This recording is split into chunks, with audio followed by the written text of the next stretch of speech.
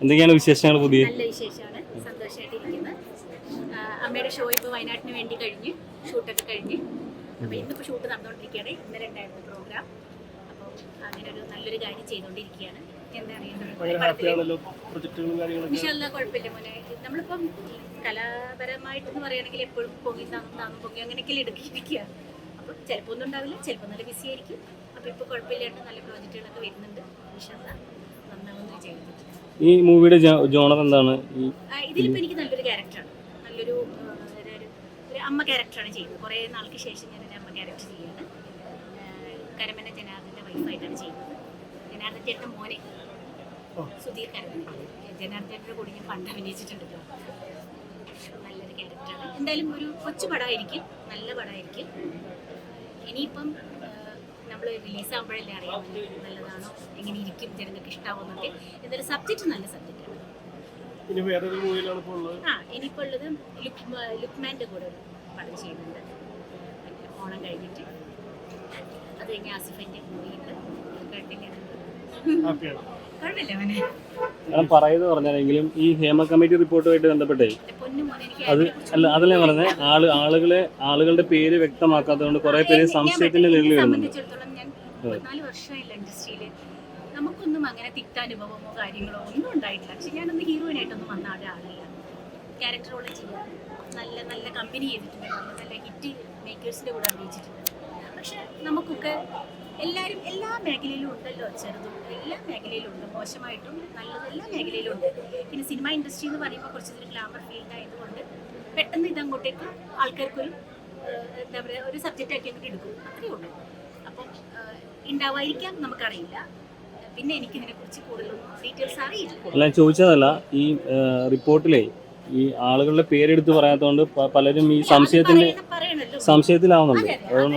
അത് പറയുമായിരിക്കാം എല്ലാവരും. ഇപ്പം രഞ്ജിനി മാം ഒക്കെ പറഞ്ഞല്ലോ, നമ്മൾ സംഗതി വരുമ്പോൾ അവസരം വരുമ്പോൾ നമ്മളത് പറയുന്നു. പറയുന്നത് നല്ല കാര്യമാണ്, പറയട്ടെ. മാം, അമ്മ സംഘടന ഒരാഴ്ച കൊണ്ട് ഇത് പഠിച്ചിട്ട് അതിനെപ്പറ്റി പറയാന്നാണ് പറയുന്നത്. അപ്പം ഒരാഴ്ചയൊക്കെ ആവശ്യമുണ്ടോ?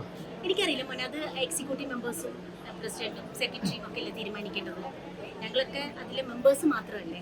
അപ്പം എക്സിക്യൂട്ടീവിലാണെങ്കിൽ എനിക്കെന്തെങ്കിലും പറയുള്ളൂ, എനിക്കൊന്നും പറയാനില്ല. അപ്പോൾ എന്തായാലും ഒരു നല്ല രീതിയിൽ കൂടെ തന്നെ ഇത് പോകുള്ളൂ. അല്ലേ, ഞാൻ പറയട്ടെ, എല്ലാ വശങ്ങളിലും എല്ലാ സ്ഥലത്തും ഉണ്ടല്ലോ ഇതൊക്കെ. അതൊന്നും ആരും കണ്ടുപിടിക്കാത്ത എന്താ? എല്ലാ സ്ഥലങ്ങളിലും ഉണ്ട് മോശമായ പരിപാടികൾ, എല്ലാ സ്ഥലങ്ങളിലും കാണുന്നുണ്ട്. അപ്പം അതൊക്കെ കണ്ടുപിടിക്കുകയല്ലേ. സിനിമയുടെ പുറകെ തന്നെ പോവല്ലേ. സിനിമയിൽ ഒരുപാട് നന്മയുണ്ട്. സിനിമ എന്ന് പറയുന്നത് ഒരുപാട് ആൾക്കാരുടെ മുമ്പിലാണ് നമ്മൾ അഭിനയിക്കുന്നതും. ഒരുപാട് ആൾക്കാരുണ്ട്. ഇപ്പം നിങ്ങളൊക്കെ എൻ്റെ മുമ്പിൽ നിൽക്കുന്നില്ലേ? അപ്പം അതുകൊണ്ട് അവിടെ ഒന്നും ഒരു ചീത്തത്തിലൊന്നും നടക്കില്ല.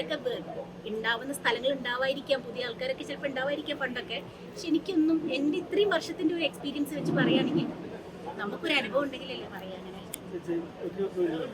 കേരളത്തിൽ മാത്രമാണെന്ന് പറയുന്നത്, ബാക്കി എല്ലാ സ്റ്റേറ്റുകളിലും ഇതിനേക്കാൾ കൂടുതൽ ഉണ്ടാവായിരിക്കാം. അതിന്റെ പുറകെ ആരും പോവാത്തോണ്ട് ഇവിടെ പുറകെ പോകുന്നോണ്ടല്ലേ പ്രശ്നം. കേരളത്തിൽ എന്ത് നടക്കും എന്ന് തോന്നുന്നത് കൊണ്ട് മാത്രം കുറച്ച് വിഭാഗം ആൾക്കാർ അത്രേ ഉള്ളൂ മോനെ. അതുകൊണ്ട് ഇതൊക്കെ എല്ലാം വെളിവാവട്ടെ. സത്യങ്ങൾ എന്നായാലും പുറത്തു വരില്ലേ.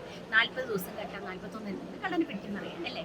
അപ്പൊ അങ്ങനെ വരുമ്പോ വരട്ടെ. അല്ലാണ്ട് എനിക്ക് ഡീറ്റെയിൽസ് ഒന്നും അറിയില്ല. ഞാനൊക്കെ ഇങ്ങനെ ഇത്രയും വർഷമായിട്ട് ഇങ്ങനെ ഒരു സൈഡിൽ കൂടെ അഭിനയിച്ചു പോകുന്ന ഒരാളാണ്. എനിക്ക് അറിയാം.